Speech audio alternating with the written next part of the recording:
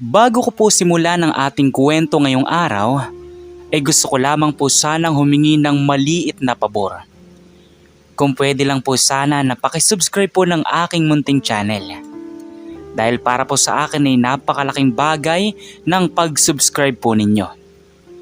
At sinisigurado ko po na babalik sa inyo ang napakalaking blessings.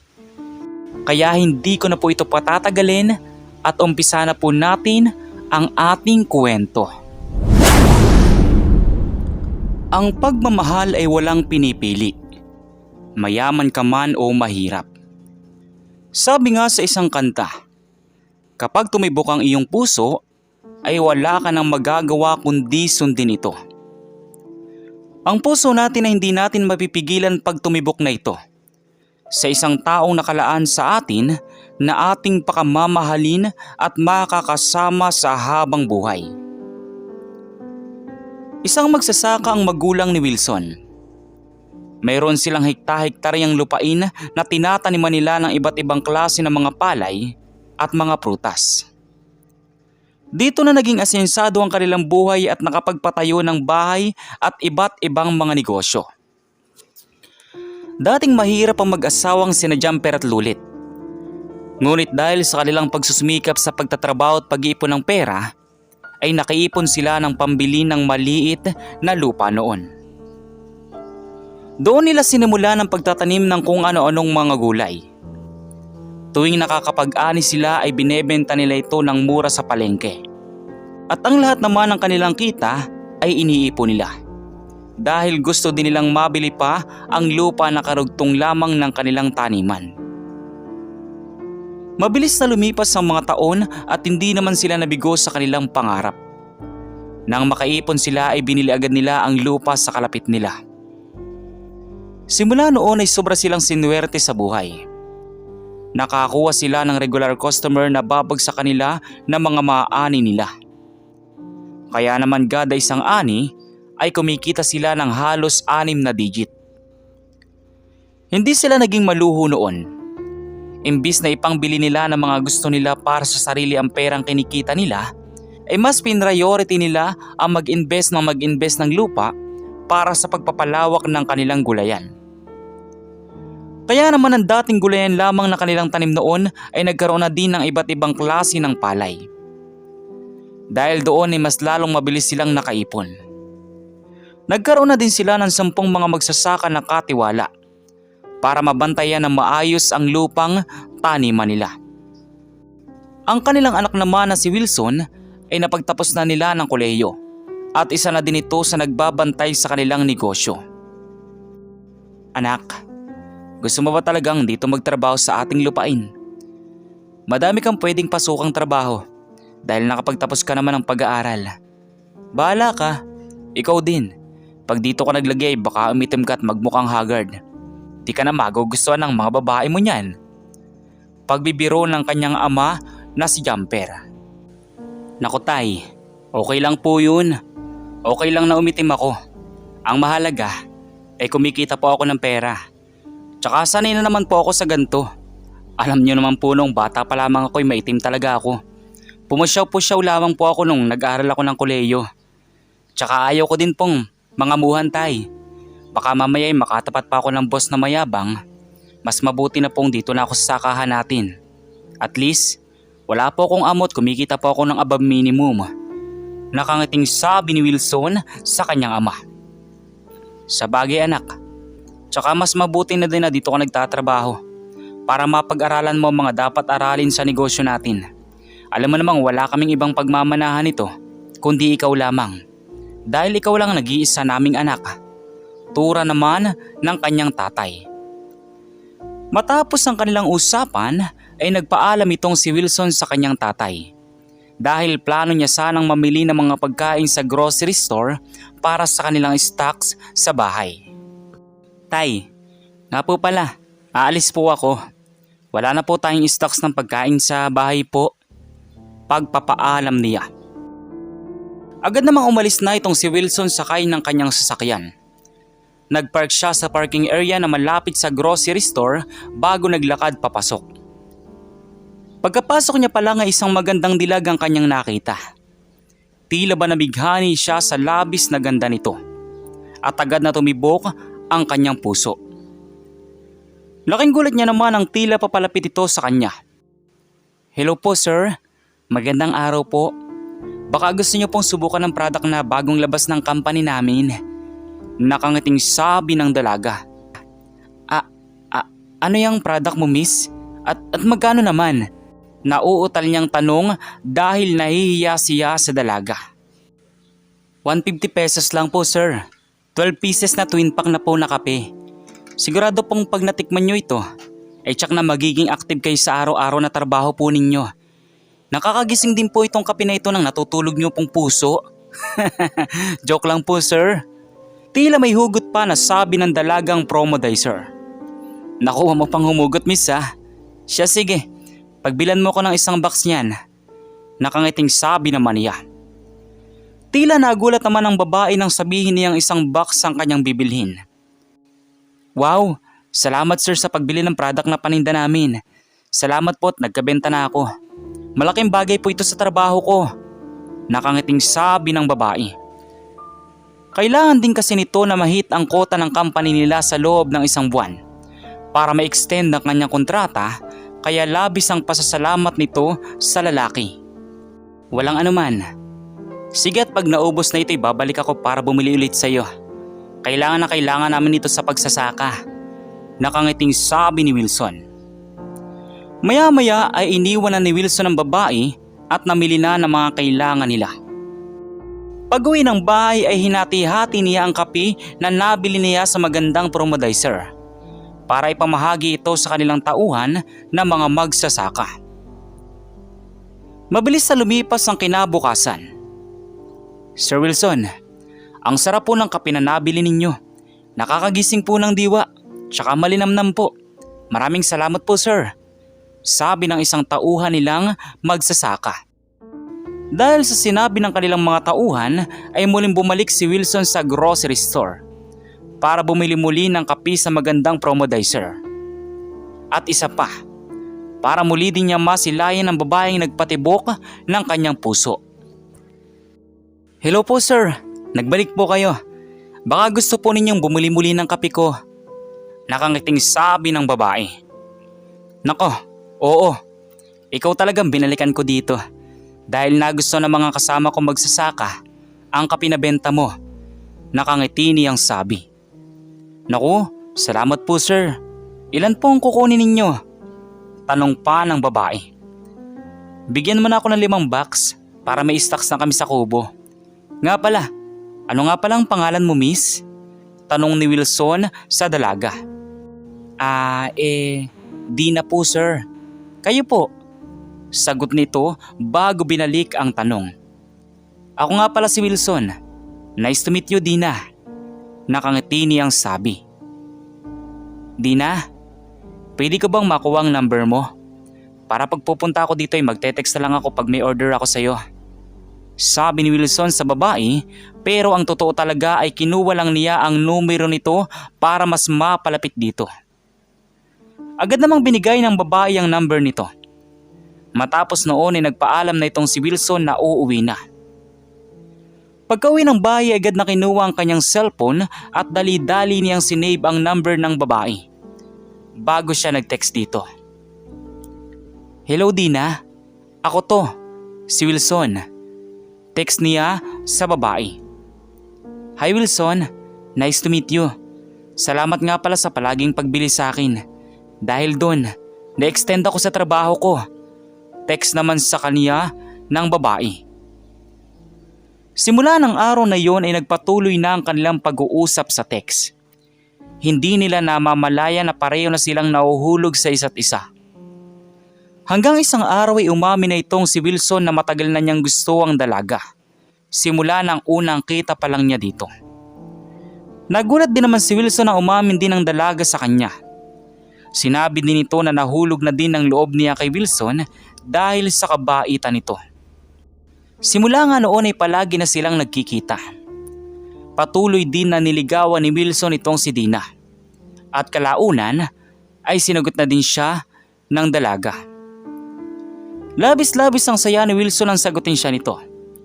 Hindi siya makapaniwala na mapapasa kanya na ang babaeng pinakamamahal niya. Dina, maraming salamat sa pagsagot mo sa akin. Pangako, hindi kita iiwan at sasaktan. Aalagaan kita at ituturing na prinsesa. Kahit isa lamang akong hamak na magsasaka. Seryosong sagot ni Wilson. Alam ni Wilson sa sarili niya na mahal din siya ng dalaga. Pero mas pinili niya pa ding sabihin na isa lamang siyang hamak na magsasaka. Para masubukan ng kanyang iniirog kung hanggang saan ito kayang tanggapin ang estado ng kanyang buhay. Bukod pa doon ay mas mabuti nang itago niya muna ang kanyang tunay na pagkatao para malaman ang tunay na ugali na magiging biyanan niya kung sakaling magkatuluyan sila ng dalaga. Wilson babe, maganda ka bukas. Ipapakilala na kita sa mga magulang ko. Huwag ka matatakot kay mama ha, dahil medyo strikta yon. Lahat kasi na nanligaw sa akin hindi niya nagustuhan dahil mapili si mama. Pero huwag ka mag-alala, alam kong magugustuhan ka niya kasi mabait ka naman at mahal na mahal ako, sabi ni Dina. Sa katunayan kasi ay may kaya sa buhay ang mga magulang ni Dina. Kaya lamang siya nagtrabaho sa grocery store ay para daw matuto siyang tumayo sa sarili niyang mga paa at matutong makisalamuha sa mga tao. Babe, don't worry. Okay lang naman sa akin kung ano magiging reaksyon ng mama mo kung sakaling makita niya ako. Pasensya ka na ha, isa lang kasi akong magsasaka.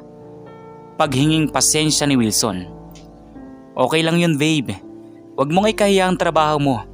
Hindi naman yun ang minahal ko sa iyo, kundi ang pagiging mabait mo at mapagbigay sa mga tao. Nakangiting sabi ng babae. Samantala kinabukasan, magkasabay silang pumunta sa bahay ng dalaga. Nagulat si Wilson nang makita ang malaking bahay na pinarahan nila.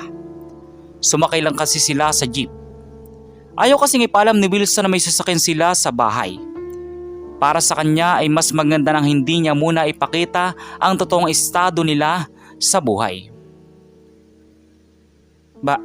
Bahay niyo to babe? Gulat na tanong ni Wilson. Oo babe, ito ang bahay namin.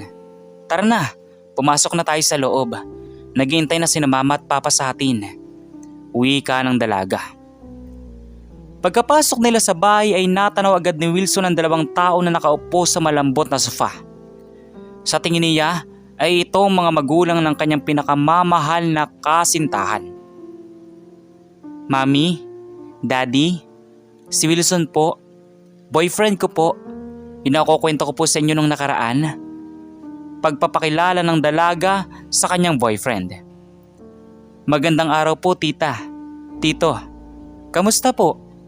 Pagbati naman ni Wilson ng may paggalang. Pinukol naman siya ng tingin ng mag-asawa mula ulo hanggang paa bago nagsalita. Kaya mo bang buhayin ang anak namin kung sakaling makakasama mo siya sa isang bahay? Kung hindi, huwag niyo na ituloy ang pagre-relasyon ninyo at maghiwalay na kayo. Ayaw kong mapunta sa kamay ng isang lalaki ang anak ko kung hindi din kayang ibigay ang lahat ng pangangailangan niya. Mataray na sabi ng ginang. Opo tita. Gagawin ko po ang lahat para maibigay ang pangangailangan niya. At nangangako po ako na mamahalin ko po ng buong puso ang anak po ninyo. Magalang na sabi ni Wilson. Anong trabaho mo iyo? Malaki bang sinasahod mo sa trabaho mo? Seryosong tanong naman ng tatay ng dalaga. Napatahimik ng sandali itong si Wilson bago nakapagsalita. Magsasaka lamang po ako. Pero huwag po kayo mag-alala. Gagawin ko naman po ang lahat para maibigay ang pangangailangan ng anak ninyo. Tsaka isa pa po, mahal ko po kasi talaga ang anak po ninyo. Turan ni Wilson. Naku iho, hindi pwede ang mahal mo lang ang anak ko. Walang magagawa ang pagmamahal nyo kung wala naman kayong makakain. Ngayon pa lang, sinasabi ko na sa iyo, layuan mo ng anak ko. Hindi kayo bagay. Walang future ang anak ko sa iyo. Maaari ka nang umalis. Pagtataboy ng ginang. Pero mama, mahal ko po si Wilson. Masipag po siya at mabait. Aanhin ko naman po ang maraming pera na lalaki. Pero sasaktan lang din po ako. Maluwaluwang sabi ng dalaga. Tumigil ka sa kaibangan mo. Alam mo na ikaw lang ang nag-iisa naming anak at magmamana ng ilan naming negosyo. Mas mabuti nang mapera din ang magiging asawa mo kaysa naman sa ganang magsasaka lamang. Baka mamaya ay pera lang ang habol niyan sa'yo. Di na napigilang mapataas ang boses ng tatay ni Dina. Ikaw lalaki, maaari ka nang umalis dito. Di ka namin gusto para sa anak namin. Pagtataboy sa kanya. Gusto mang magsalita pa nitong si Wilson ay mas pinili na lamang niyang manahimik para hindi na humaba pa ang kanilang usapan. Ngunit bago pa man siya umalis ay nag-iwan siya ng isang kataga mula sa magulang ng babae. Tita, Tito, naniniwala po ako na matatanggap niyo din ako bilang kasintahan ng inyong anak. Nakangiti niyang sabi bago patuloy na umalis. Samantala kinabukasan, nagtungo ang pamilya ni Dina sa isang malaking farm sa kabilang lugar para humanap ng supplier ng mga prutas at gulay na binebenta ng kanilang mga tauhan sa palengke. Isa kasi ito sa mga negosyo nila. Habang naglalakad-lakad sa malaking farm ay tila napansin nila ang isang lalaki na pamilyar ang muka. Walang iba kundi si Wilson. Wilson? Ikaw nga! Dito ka pala nagtatrabaho sa farm na ito. Natutuwang sabi ni Dina nang makitang muli ang kasintahan. Oo Dina, dito ako nagtatrabaho. Bakit kayo nandito? Tanong ng lalaki. Plano naming makausap kasi ang may-ari nitong farm para sana bumili ng mga iba't ibang prutas at maging supplier namin. Nakangiting sabi naman ni Dina. Sasagot pa sana itong si Wilson nang bigla silang pigilan ng mami at daddy ng dalaga. Tama na yung usapan ninyo. Hindi ikaw ang kailangan namin, hamak na magsasaka. Ang kailangan namin ay ang may-ari nito. Asan bang may-ari nitong farm na ito? Mataray na tanong nito. Tita, wag niyo na po hanapin ang may-ari nitong farm dahil ako po ang may-ari nito. Nakangiting sabi ni Wilson. Nahibang ka na ba? Ganon ka na ba kadesperado para sabihin mong pag-aari mo ang lupain na ito? Huwag kang magpanggap na mayaman. Natatawang sabi ng ginang. Maya-maya ay may dumating na 6 na lalaki na tauhan sa farm at nagulat sila ng bati nitong si Wilson ng mga lalaki. Magandang araw po sir. Andito na po pala kayo sa farm. Tila may paggalang na bati ng mga ito. Nabaling naman ang atensyon ng ginang sa mga ito at nagtanong.